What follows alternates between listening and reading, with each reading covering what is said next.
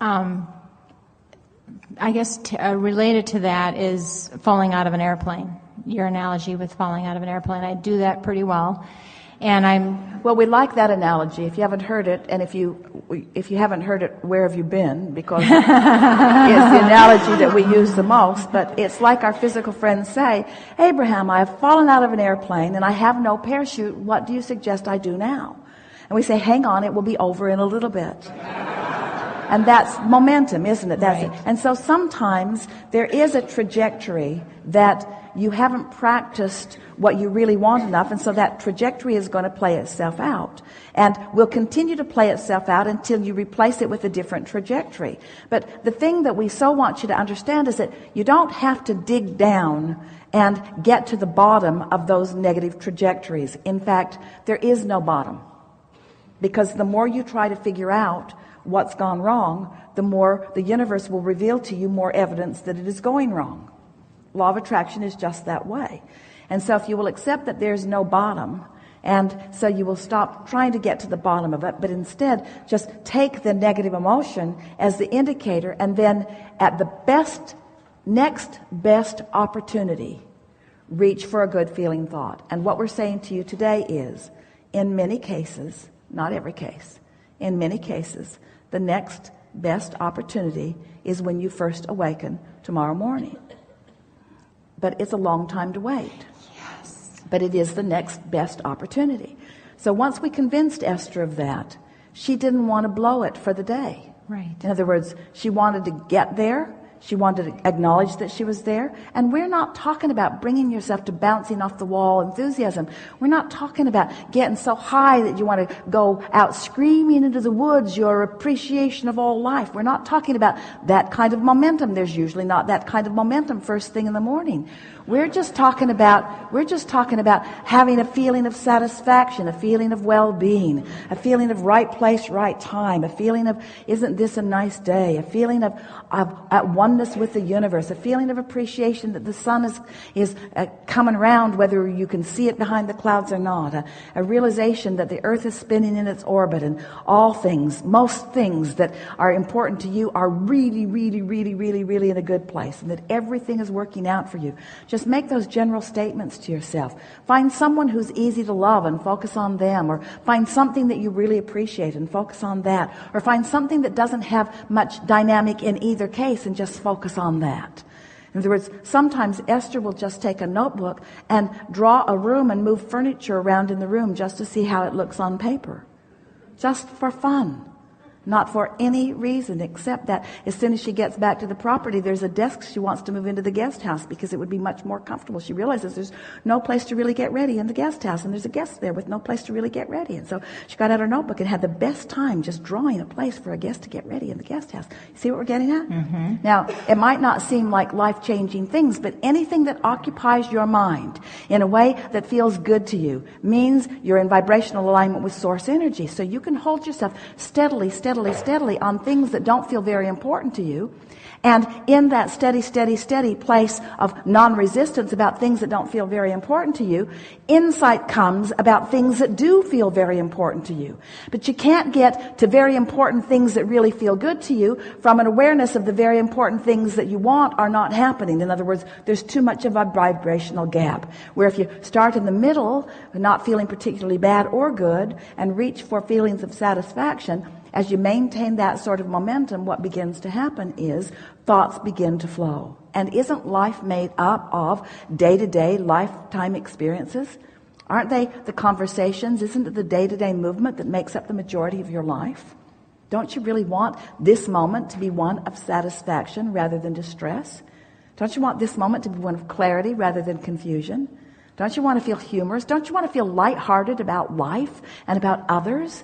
Don't you want to feel eager about what you're doing or interested in your day? Don't you want to feel interested in whatever it is that you're watching on television or reading about? Don't you just love the feeling of energy moving? Don't you know those feelings that we're talking about? And we're wanting to remind you that this is Source reading with you, Source watching with you, Source speaking with you, Source creating with you. In other words, You're just not happy doing it alone, and yet you have relegated yourselves to doing it alone because somebody's convinced you that you got to prove your worthiness, which means you got to get off in the corner by yourself, and you got to prove what you're made of, which means you got to prove how much you're willing to suffer in order to get to the good stuff. And we say, you don't get to the good stuff through suffering. You get to the good stuff through savoring. You get to the good stuff through reaching for thoughts that feel good to you. So the fact that even a couple of times or more than that a day that I'm falling out of an airplane again, I don't need to get irritated with myself. I can just say, here I am.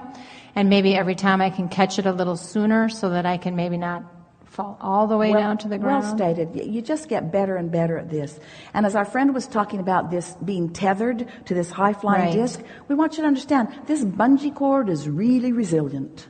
And really, when you think about it, you are eternally tethered to this vibration of well-being. In other words, you just can't separate yourself from it. You are eternally tethered to this vibration of well-being. And so what if you find a thought that doesn't allow you to be there? How are you going to know it? Can you imagine a sculptor taking a big clump of clay and just splatting it on the table and then complaining, well, I thought I'd be better at this.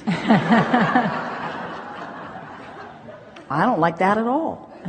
Or can you imagine an artist with his first paint and brush sort of trying to make something of it? And don't you want to mold it into place? And so when you begin to consciously and deliberately mold the energy, can't you give yourself, when a child is learning to walk and falls down, you say, get up, you little dummy. Or you don't say that, do you? You expect to be able to find your balance. And that's all we're talking about. Give yourself a break. Chill out. Don't ask yourself to be on the high-flying disc when this is the first time that you've really even focused upon it. It makes sense to you. You're feeling resonance with it. But you haven't been practicing getting there and staying there. You've been practicing observing what anybody's going to show you.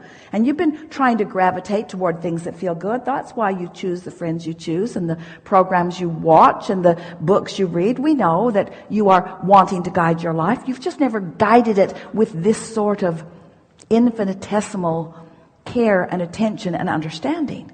But you've never understood about vibration before. You've never understood about the power of leverage that comes from alignment. And now that you are understanding that, you can't go back. Jerry and Esther used to say quite often, we should change the disclaimer that you sign that lets you know that you're going to be recorded, maybe videotaped, and it might show up somewhere. And by the way, you can't go back. Once you understand that you are vibration, you will never be able to not understand that again, because you felt resonance with your source who has known it and wanted you to know it. And if we've said it in a way that you've heard it, now you know it and you can't go back from that.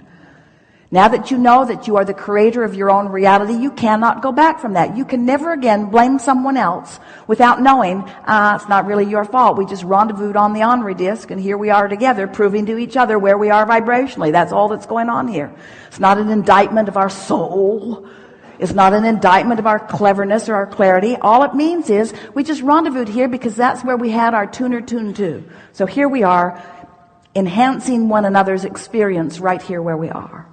And so once you begin to acknowledge that when you wake up it's your best chance and you go for it and you accomplish it and you get some momentum going, and then the results of that day are better than any days that you've had lately, then it makes you sort of kind of want to do that more often, you see. And if you fall off, which you can't really fall off because you're eternally tethered, but if you're dangling down in there and in the yucky stuff, just laugh about it. This is just old stuff that I got going on. Doesn't have anything to do with what I currently know. I'm just still in the practicing phase of this. You'll get so good at it that it won't take hard work after a while. And even though you get really, really, really, really good at it, there's always going to be something that'll take you off, but your resiliency will be the factor that gets better and better and better and better and better. You're never going to reach the place that you can look right at something that you really eternally do not want. You're never going to be able to listen to someone hating out loud and getting you in on the dialogue and not feel the ramifications of that disconnection. You're never going to feel good when you hate. You're never going to feel good when you criticize. You're never going to feel good when you make fun of someone in a negative way. You're never going to feel good when you do that. But you might be like a lot of people who have soothed yourself into that being all right. But those days are over, folks. Because once you find resonance with who you really are, you never feel good again.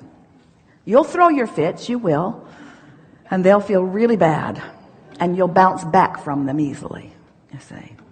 And so it's really about how much airtime are you giving? How good do you want to feel? How much momentum do you want to get going there? How much do you want to hook up with this energy that creates worlds? How much clarity do you want? And then one day, soon, you'll be moving through a day, and instead of longing for things to change out there, big things like the lifetime, the vacation of a lifetime, or the relationship of a lifetime, or the dream house or the dream car, instead of reaching for those things that feel way out there, you'll realize that you're walking around in a sort of magical seeming dream from anybody else's perspective, maybe even your own former perspective, where everywhere you go, things are just working out. It's like the universe really has your back. It's like the perfect thought of clarity comes at the perfect time that just helps you to dovetail with this and dovetail with this and dovetail with that, until it just feels like this magical ride where you say the right thing at the right time and somebody else says the right thing at the right time, and doors are just opening and nothing breaks your gait, and you just move with effortlessness, with ease and flow and fun and agility and clarity, and you just say, I love my life. I just love what's going on here. I would like to stay in this state forever and ever and ever and ever and ever and ever. And that's who you are. That's the state you intend to stay in. That's the state that is the most logical. That's the state that has the most momentum. That's the state that is really who you are. And when you begin to sniff that out and practice it and hold it, there will be no turning back for you, you see. And no one's holding out on you. There is no one saying, well, clean it up and then good stuff will come. It's nothing like that. Everything is self-introduced, self-induced, self-created. Everything is. And when you get hold of directing your own mind, then all day, every day, fun. Not just vacation of a lifetime. Fun right now, fun right now, fun right now, fun, clarity, interest, now. And when that momentum gets going, you'll be knocked over at the cleverness of the universe to keep you interested all day, every day. And you put yourself in your bed at night and you think, oh man, can it get any better than this? And you hear a resounding yes from the universe. Yes, not only can it, it is. Just wait till tomorrow. If you like today, just wait till tomorrow. And you wake up with expectation, see what's out there. And there it is, and there it is, and there it is. In the eyes of that person, and the smile of that person, the conversation of that person, and the insight flowing into your own mind, the rendezvousing that you begin doing with infinite intelligence as it's flowing through physical and non-physical alike all around you. And you say, now I get what life is about. We're here for the joy of it. We're here for the self-expression of it. We're here for the expansion of it, with infinite resources flowing to us and through us. No shortage of any kind. Only resources to assist and to guide and to revel, you see. Life's good. Life's really good. Thank you. Thank you very much. Really good.